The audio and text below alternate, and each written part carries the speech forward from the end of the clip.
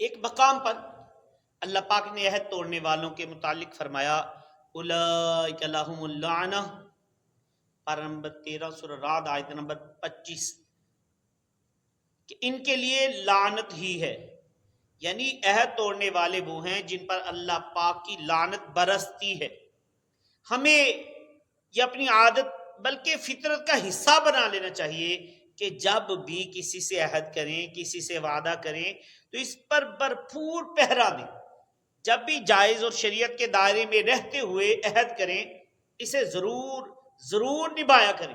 کسی کا قرض لوٹانا ہے، وعدہ کر لیا کہ فلاں وقت لوٹا دوں گا، اب اس پر پہرا دیں، اس عہد کو نبھائیں، قرض وقت پر لوٹائیں۔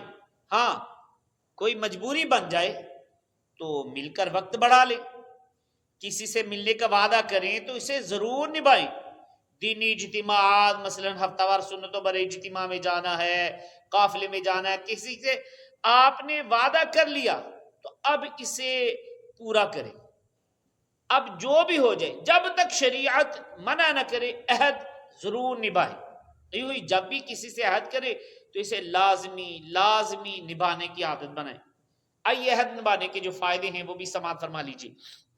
مختلف تحقیقات کے مطابق جب عہد نبھاتے ہیں تو اس کی برکت سے نفسانی یکسانیت نصیب ہوتی ہے، آدمی اندر ہی اندر مطمئن رہتا ہے، بے چینی نہیں ہوتی۔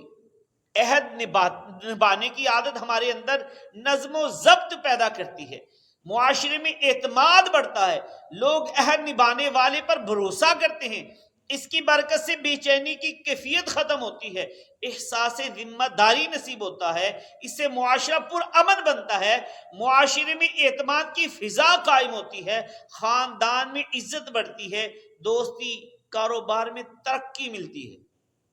لیکن اس کے برعکس عہد توڑنے کے نقصانات بھی سماعت فرما لیجیے۔ اس کے برعکس جب عہد توڑا جاتا ہے تو اس کی نحوست ہماری ذات سے لے کر پورے معاشرے کو اپنی لپیٹ میں لے لیتی ہے۔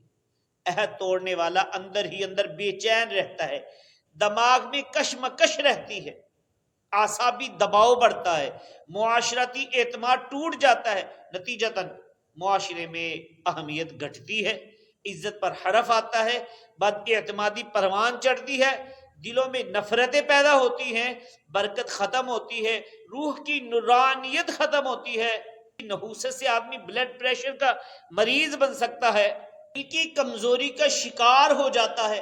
حدیث پاک میں ہے، پیارے پیارے آقا مکی مدنی مصطفیٰ صلی اللہ علیہ وسلم نے ارشاد فرمایا ما نقض قوم العہد الا کان القتل بینہم، فرمایا جب کوئی قوم عہد توڑنے کی عادت بنا لیتی ہے تو ان میں قتل عام ہو جاتا ہے۔ اللہ اکبر اللہ اکبر۔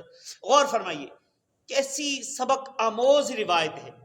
آپ دیکھ لیجئے آج ہمارا معاشرہ کہاں کھڑا ہے، آئے روز قتل کی خبریں اخباروں میں چھپ رہی ہوتی ہیں، فلاں جگہ بم پھٹا، اتنے لوگ ہلاک ہو گئے، فلاں جگہ باپ نے بچوں کو گولیاں مار دی، پھر خود بھی فائر کر لیا، اپنے مار لیا، اس طرح فلاں جگہ چچا نے بھتیجے کو قتل کر دیا، فلاں جگہ بھتیجے نے چچا کو قتل کر دیا، ایک سے ایک خبریں آتی رہتی ہیں۔